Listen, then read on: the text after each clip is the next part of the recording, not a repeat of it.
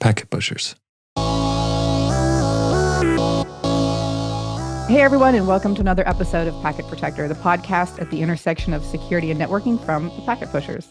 I'm JJ, and I'm here with Drew Conry Murray, and today we're going to talk about hardware supply chain risks and how to mitigate them with a guest, Paul Asadoorian. Several of you guys, I'm sure, listening know who Paul is. He's currently the principal security evangelist for Eclipsium, and he's also, of course, the founder of Security Weekly and host of Paul's Security Weekly podcast. But guys, before we get into the hardware supply chain conversation, let's check on some of the news headlines. The first one that was really kind of standing out to me this week is, if you guys are in the US, you've heard about this. If you're outside the US, you might have.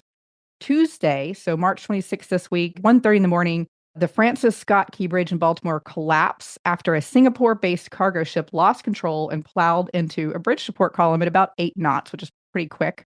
The bridge, which is about a quarter mile or 350 meters long, completely collapsed in a matter of seconds following that impact. And they're investigating, but they think from the Mayday call that the ship was leaving the port, that it lost power, and therefore it lost its navigation control. And a lot of us are sitting here wondering, is that exactly what happened? Could the cargo ship have lost power because it was hacked in some way, intentionally or inadvertently? And if not this time, what are the chances of that happening? What are going to be the consequences? Is this going to give perhaps our adversaries some ideas about ways to impact our infrastructure? Lots of follow on from this. And Drew, Paul, rolling back several years, we've kind of had this attack on the maritime infrastructure and ports for, 6-ish years at this point. So 2016, 17 is when we started seeing different reports about attacks like this. Yeah, I was at the outset very suspicious of people saying, is this cyber? This could be cyber, that because it just seemed like kind of paranoia. And I still feel like, the most simple explanation is some kind of operational fault on board the ship that cut the power as opposed to a deliberate cyber attack. Yeah, having worked with technology for a long time, I often find we try to blame hackers, and usually it's your technology has just failed in some way, right?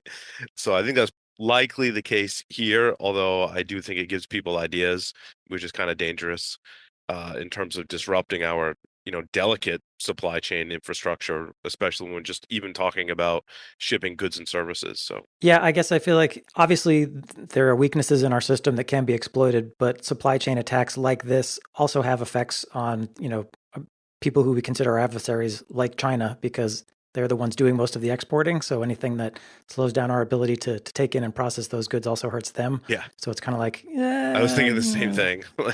They want to get the goods here because, that's part of Right. their economy. So it's definitely like cutting off your nose to spite your face kind of a thing. That said, if we ever get into, more of a hot war, things like this potentially could happen. But again, I think the most reasonable response is this was probably just an electrical failure.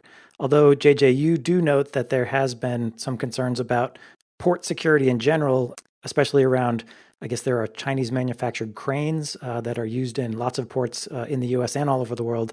And some of them turned out to have cellular modems that weren't requested or expected in these cranes. And that seemed like, was this on purpose? Is this a potential backdoor into these systems? Is that the idea?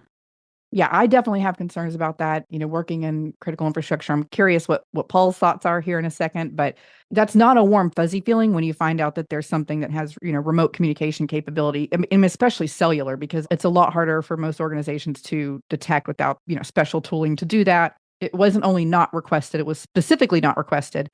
And the company who provided those cranes has a long history with the Chinese Communist government proper, as well as it is also co-located with some of the Chinese defense facilities.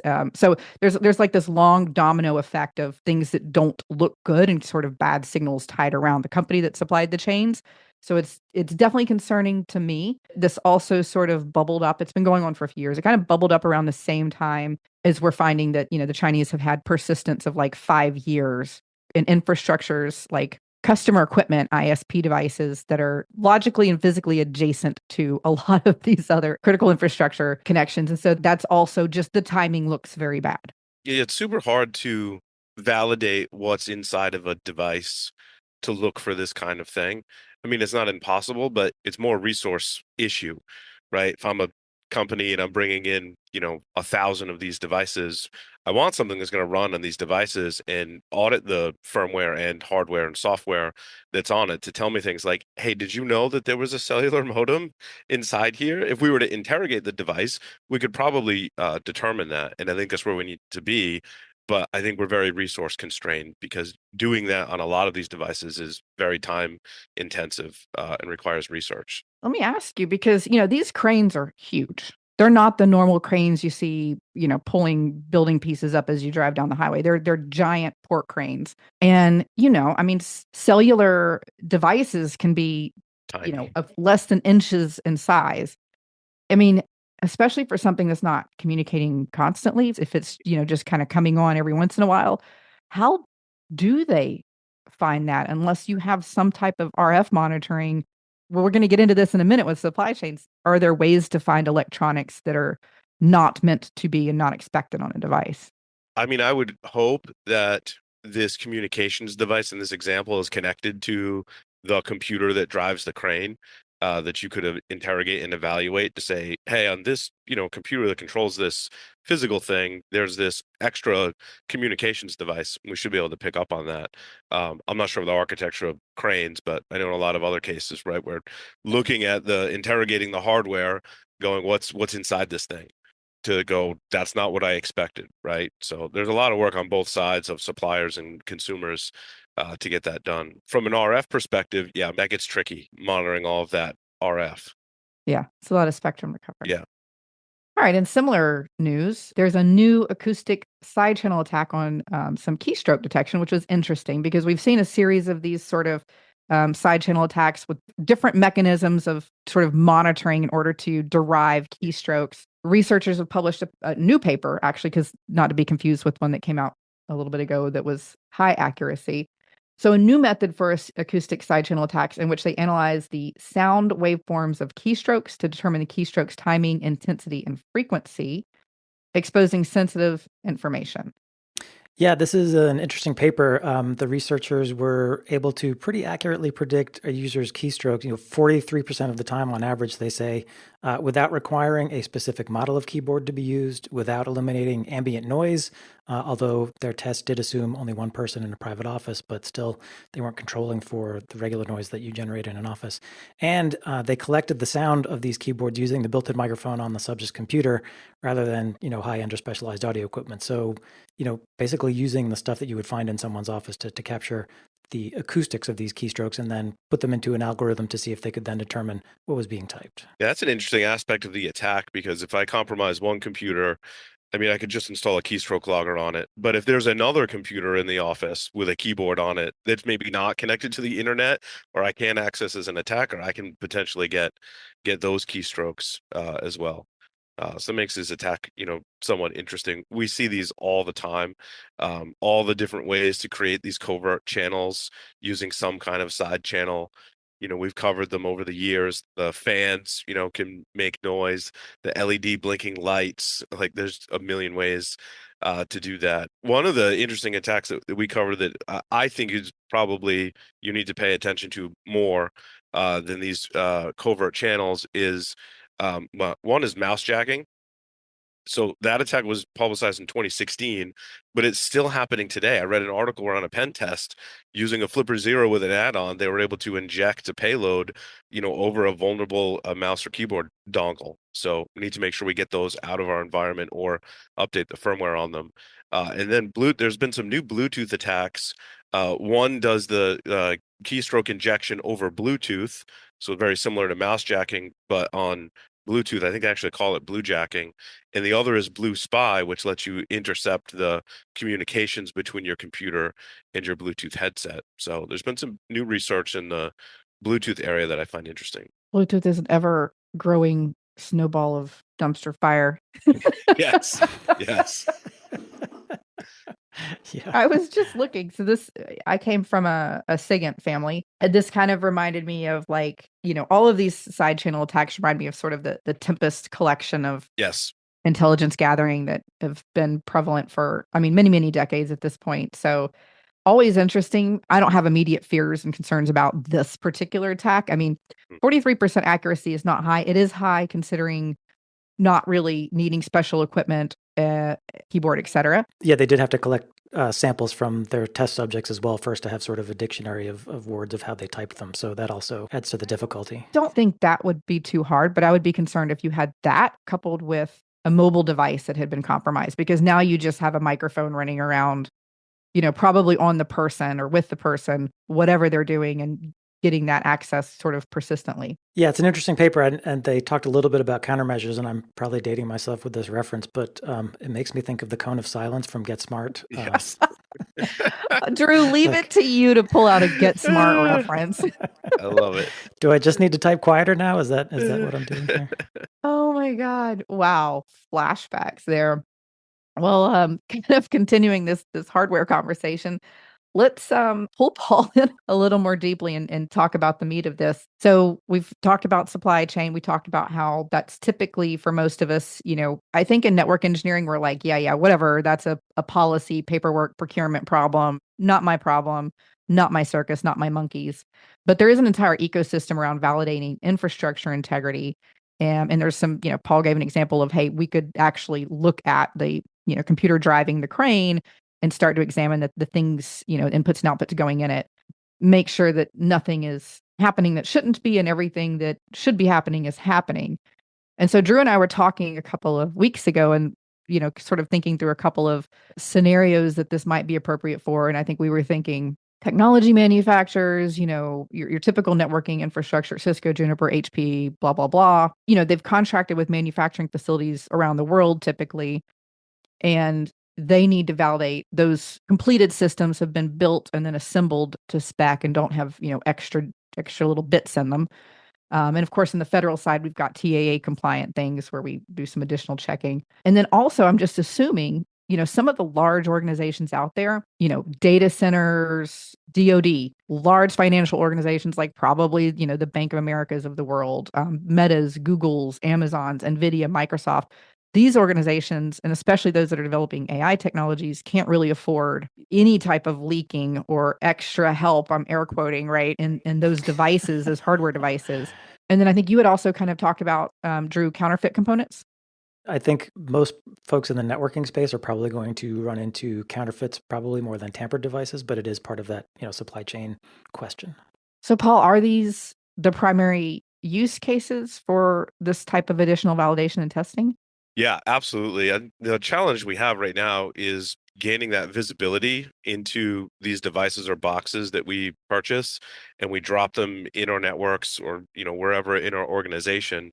And I think right now we just have this inherent trust that the device is what it says it is and it's going to do what it says it's supposed to do and everything's going to be fine, when we really need to not trust that device, right? We need to validate and then trust.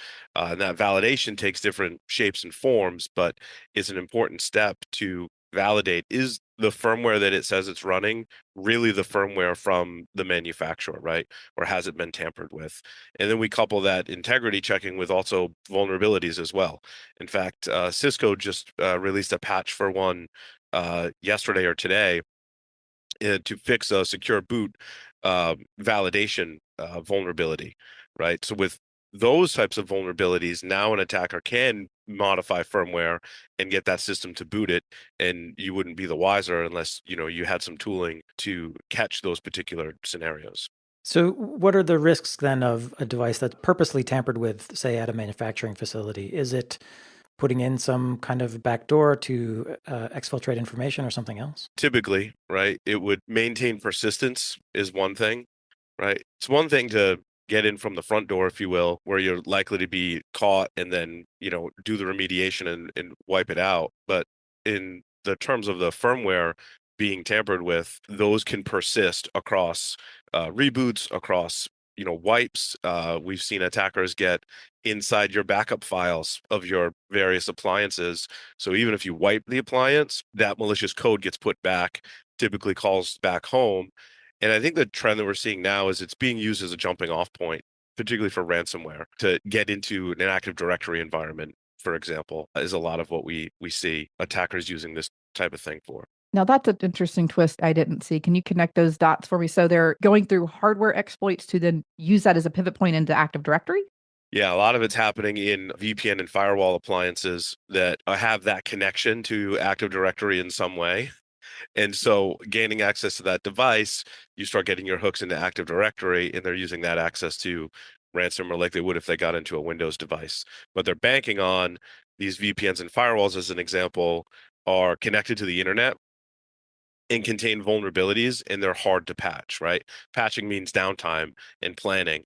And that's why today you see a lot of these devices that have remotely exploitable critical vulnerabilities. And, CISA has said these are being exploited in the wild in the Kev. And then we do the research, or someone looks on the internet, they're like, oh, there's still 10,000 vulnerable devices on the internet, right? Because they're hard to patch. We trust that this appliance thing should come from the manufacturer secure when it's not. So how common then are these firmware vulnerabilities? Like I understand we're dealing with a lot of vulnerabilities in the operating system and the application software. Yeah, it tends to be riddled, but firmware, it seems like you should have some control over that at the manufacturing level. Yeah, a lot of manufacturers don't ship, newsflash, they don't ship firmware securely, right? And that's been a trend for a long time. I mean, it's why I work where I work today, because I've been just kind of enamored with firmware throughout my career, because it always seems like that dusty corner that no one pays attention to, right? You typically don't interact with firmware until you have a problem, right? We just kind of trust that that low level code that's enabling the hardware is just going to work. And we focus on the stuff that we can see and interact with until we have a problem. And then we go, oh, we need to update firmware. And then we all get really scared and worried because of the operational risk. You can easily brick a device. You can easily cause downtime, with some of these firmware updates.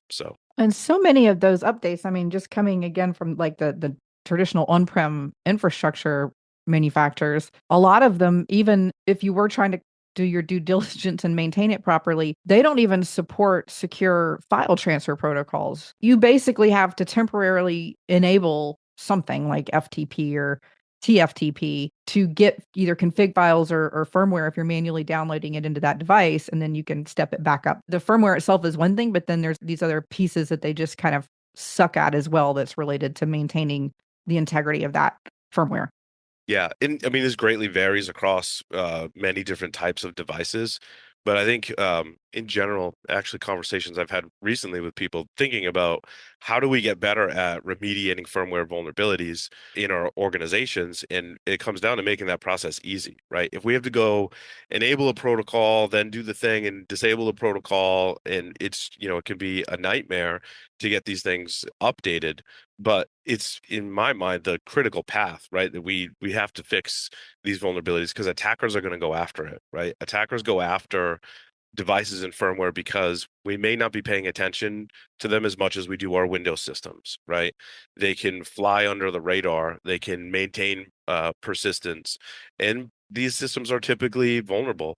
You've got a small space to put that code in. There's a lot of code reuse in firmware, and the management interfaces are typically pretty terrible. Is this what you've described here related to? I mean, we've seen all of the vendors. I'm not going to pick on any one, Mm-hmm. but I'm going to bring up Barracuda because that was the Mm-hmm. first time I had seen the recommendation take it out. We saw that recommendation Yeah. later, right, with Avanti and some other things.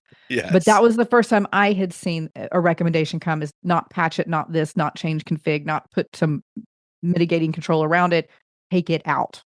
Was that related or could it have been related to this type of vulnerability? I think so. I wish I had like some definitive proof of what was happening in that, attack chain to cause that. Short of that, I mean, I just have theories, right? And I'll use the UEFI analogy. If an attacker is able to get on the spy flash chip where your UEFI firmware lives, it can be extremely difficult, if not impossible, to get rid of that malicious code at that level. And so my guess is in the cases that you mentioned, attackers were embedded deep in the firmware, and therefore the recommendation was you got to wipe it or get rid of it entirely, right? I spoke about that at ShmooCon almost 2 years ago or a year and a half ago about permanently bricking systems, right? So there's the I can live in your system and it doesn't matter what you do, right? I'm going to live inside of your system until you get rid of the hardware.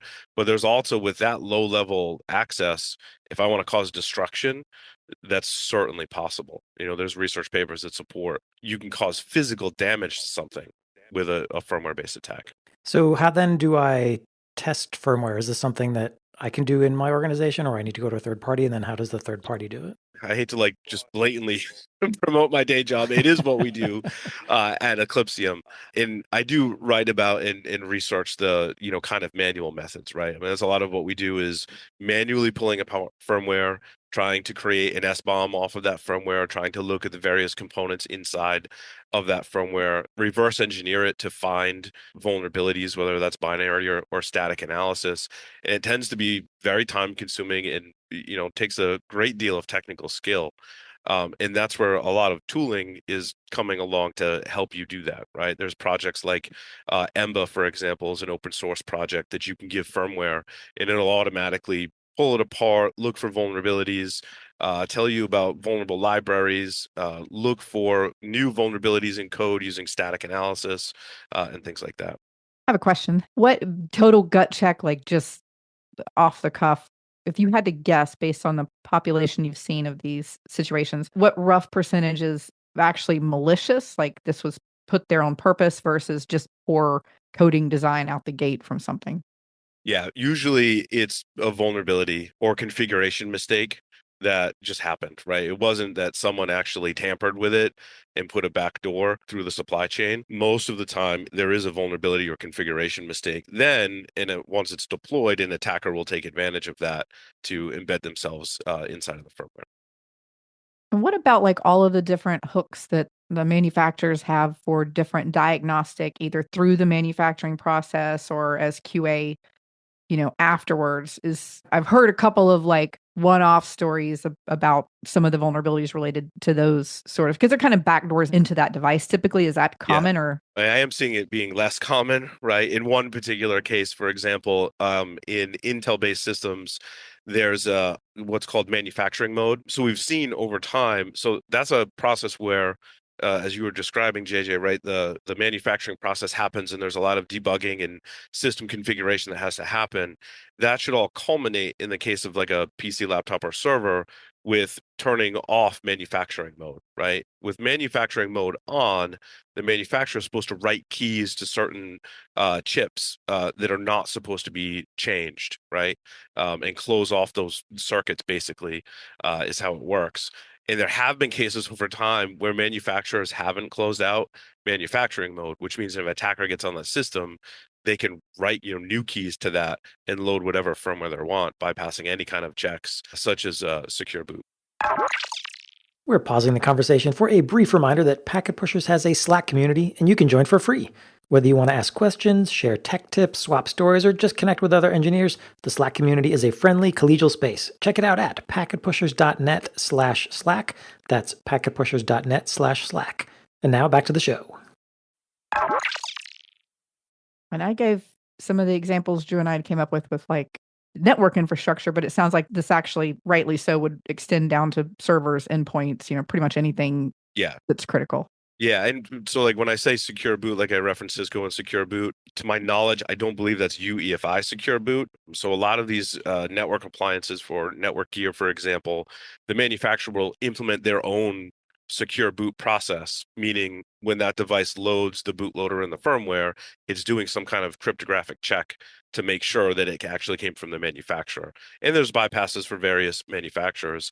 UEFI defined the global standard for mostly PCs, right, and servers and laptops to do secure boot. That manufacturer mechanism to check to load, based on some cryptographic information, is that the TPM trusted platform module that you're talking about, or something like that? Some of it will use a TPM either separate from the CPU or on the CPU to store those. I have a blog post I wrote called like Keys to the Kingdom, and it talks about all the different keys and where they're stored and what they're used for, because it's confusing, right? And when we look at the supply chain, like my whole thing was we need to evangelize this because we talk about vulnerabilities in software and we talk about malicious code being in firmware and the supply chain that gives us our hardware, firmware, and software. But I'd like to think of it as like there's a supply chain for your keys, right? For your cryptographic keys that are doing all of this validation for BootGuard, for secure boot, and all these different mechanisms. And if a key gets lost, which has happened, right? And the other half of that key, let's say, is burned onto the board, you're going to get new hardware, right? If there are certain keys that control the secure boot processes for like every system running Windows, for example, God forbid Microsoft were to lose keys. Like we have these conversations at work sometimes, like what would happen if Intel or Microsoft were to lose that key? That would be a bad day for a lot of people. Now, thankfully, Intel and Microsoft do a fantastic job of protecting these keys. I don't know how they protect them because they're not going to tell us that, as they shouldn't, right? Those keys, maybe not so great with some of the other keys. Right. Yes, and there's different keys for all the different mechanisms. So, and Microsoft is doing this whole refresh on a lot of their keys for secure boot as well. And I haven't dug into it, but I know in the last day or two, Apple, there's a vulnerability related, and I don't know the details because I haven't read it yet, but there's some issues, vulnerability around the way some of the apps within Apple are handling keys. I don't know if anybody's looked at that yet, but if not, something to check out. Yeah, I haven't heard on the app side. Apple's another one that they have their own secure boot process, and they protect their hardware and firmware in a proprietary way. They actually hired some really smart people that were breaking firmware, one of them being Zeno Kova, worked for Apple for a while and helped develop that. So it's a pretty robust system from, what I've gathered. So you've kind of described some of the firmware issues. Are there times that there might also be hardware that has, components and pieces of, the cellular modem on a crane is sort of one type of example, but obviously that piece of equipment could be ordered with that for remote maintenance and monitoring. But, is there opportunity to slip in some components that are on the hardware side, not sort of spec'd, and how do those get found? Yeah, I mean, it's certainly possible. I haven't really seen attacks that are using, I mean, there have been cases of it, but it's not very frequently occurring. I guess I'm slightly more concerned about you're ordering a device and it comes shipped with a certain firmware and it has extra capabilities and or chips that maybe aren't being used in that particular firmware, but an attacker could utilize that for something else. I think back to when the Nest thermostats started becoming really popular, and some really smart security researcher took one apart and evaluated it. It was like, oh, this has a Zigbee chipset, but it's not using Zigbee. It was like there for future use, right? And so I mean, you look at all the different circuit boards, there could certainly be chips on there that aren't being used right now, but through some kind of firmware update could be enabled. True. That reminds me of our conversation with Scott Hogue a couple weeks ago with IPv6, because it was kind of like we think we've disabled it, but it's not actually disabled. Right, still It's there. still there. It's still doing It's stuff. still there. Yeah. Yeah. I love that interview too because I'm in the camp of I can just ignore IPv6 for the rest of my life, right? I keep being told it's going to be something I have to do, and then lo and behold, yeah, it's enabled on everything already. My big question is, if I'm your average network engineer or infrastructure engineer or server person, whatever, what am I meant to do with this information that there could be vulnerable firmware or vulnerable hardware out there? Because I feel like I'm buying it from a brand name company. Presumably they should be taking care of this. Where should this be sort of on my priority list of things to worry about? And then how would I address it? Yeah, I think the number one thing, and it's really easy for me to sit here and say you should update your firmware, right? But that's probably in everything we've talked about, the one remediation effort you should take away is have a process for continually updating firmware, just as you would for any other type of software, right? Do that often. Don't incur a lot of technical debt. Just as I would recommend for web applications or developers, constantly update that firmware because most of the threats that I see are due to some vulnerability or misconfiguration inside of firmware, and a firmware update remediates that for sure. The next thing is, validating your firmware is a slightly more difficult step because then it depends on, well, which firmware? Is it on your BMC inside of your server, or is it on your network switch or router? And how do you validate that? Because each manufacturer may have a different process for managing and validating that firmware. So that's a lot of what the problems that we try and solve at Eclipsium is giving you one platform in order to validate that. I like to say that we have like this hoarding problem where we like to hoard firmware. So we have like a database of millions of different samples of firmware, and we can compare that against it. And then my other recommendation is to take snapshots of your firmware to see if it changes, right? And so if you've got a device on your network and you can run something that says it's using this firmware and then go check it tomorrow, and is it still running the same firmware or something different? And if it's different and you haven't applied an update, then that could be evidence that some tampering is happening. This also makes me kind of wonder about the recent news of ransomware malware gangs who are running those malware anonymity networks where they're taking over some of that the ISP like customer equipment, the routers and things that are typically in homes and residential areas that are not managed by an enterprise network engineer or Right. organization. It just seems like those are Swiss cheese when it comes to security and there's just vulnerabilities inside, outside, left, Yes. right. What are your thoughts on that and us being good citizens and users of that, but also the manufacturer's role in that? Because one of the things I've been noticing is in talking to like even the Wi-Fi Alliance and the people in the swirl around that organization is it's, I think of a lot of us in network engineering, we think of the Wi-Fi as enterprise Wi-Fi with those vendors and technologies and use cases. But the truth is, we're all eclipsed by the consumer market, and they just don't give a about security, frankly. Like, they're really doing us all a disservice. And now the fact that we have foreign adversaries using those, and we have the US federal government, trying to partially mitigate that, at least, won't stay through a reboot. But what are your thoughts about that? I think that IoT stands for Internet of Trash. And when we talk about consumer routers and firewalls, it's a really sad state of affairs when it comes to security. And the trend I'm seeing in this area is vulnerabilities are being discovered, exploits are being written and published for firmware versions and hardware that is unsupported by the manufacturer.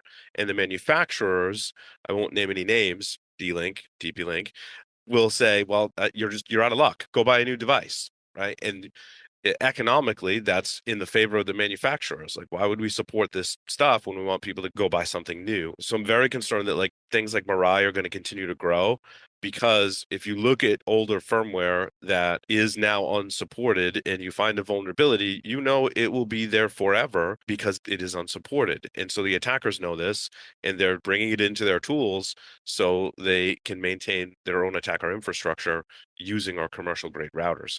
I don't have a great solution for it, which is, it comes up on a lot of interviews that I do too, right? Ones I'm conducting and ones where I'm being interviewed, it comes up all the time. And like for the consumer, there aren't great answers, right? We can evangelize and say, you should replace your router, but it's not gonna work. Well, for the consumer stuff, do the ISPs have some role and responsibility in this? Like, should they be not letting home users continue to use busted crap for 10 years after it's not? Like, should they be more proactive in replacing that and also locking down the management interface? Yeah, I mean, potentially, I think it was Japan that was doing something like that. They were actually scanning for vulnerabilities. Not sure if they were turning off people's systems or patching people's systems, but it was something, it seemed like a heavy hand, right? But they were being proactive about finding vulnerable devices in consumers that are attached to a consumer ISP. So it's an interesting approach. And we've talked about, I've talked to my good friend Josh Corman, of course, about how we handle that in the medical space is with grant funding from the government to say these medical devices really have to be updated and you know what will help with some of that cost to get them updated. I don't know if a similar program could exist for consumers, but I think, it's all infrastructure, how critical it is. If we were to start threat modeling, what happens when people start attacking every single vulnerable router in the US? It could be a bad day. I will note that the FCC recently rolled out sort of an official certification mark that can go on IoT devices that meet minimum security standards developed by NIST. It's a voluntary program, and JJ, this is probably a story we should dig into a little bit more. It just happened a couple of weeks ago. Oh, it's complete rubbish. My immediate assumption was this sounds like some theater, but I'm going to say their heart's in the right place, but in the South, I would say bless their little heart. Like, it's a B plus for the thought and a C minus. I mean, they're doing probably all they know to do. It's better than nothing, but it's really more of a program that the manufacturers have to offer the consumer some education and a path to updating the IoT thing. A lot of that is kind of cumbersome, especially on consumer, because that level of IoT type thing, we're talking about smart home things. You're talking about stuff that may eventually be on your Wi-Fi, but you've probably first connected to it to provision it with Bluetooth and a phone. It's its own mess. So yeah, we can go down that rabbit hole later. I'd love to see that program actually build into something meaningful. Yeah, and I think that something meaningful has to enable people to easily replace their gear with something newer that's supported. Yeah. This whole conversation hits home for me because, obviously I've worked in the enterprise networking space for well over 20 years, but also it wasn't too long ago. I had purchased a wireline link thing. So basically, send data over the power.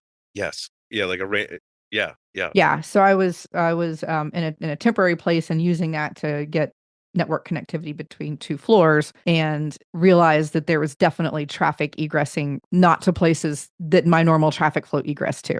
Yes. So pulled that out pretty quickly. Now, Paul, I don't really have the tools nor the time nor the effort or energy to go pursue something like that. But on the enterprise side, what is the tooling look like? You mentioned there are some tools to do things like that. Is this like a highly specialized skill set? How do people learn these? And or what are some of the offerings out there just in terms of like education, learning a little bit more about due diligence? Yeah, it's funny. I actually have some blog posts on the Eclipsium site that talk about this. So I published a Linux firmware cheat sheet, like how to evaluate and collect firmware in Linux. And then I made an update to that and I called it the Linux supply chain cheat sheet. So how do you interrogate your hardware and firmware on your Linux device to do the analysis? And then it was just published like an hour ago.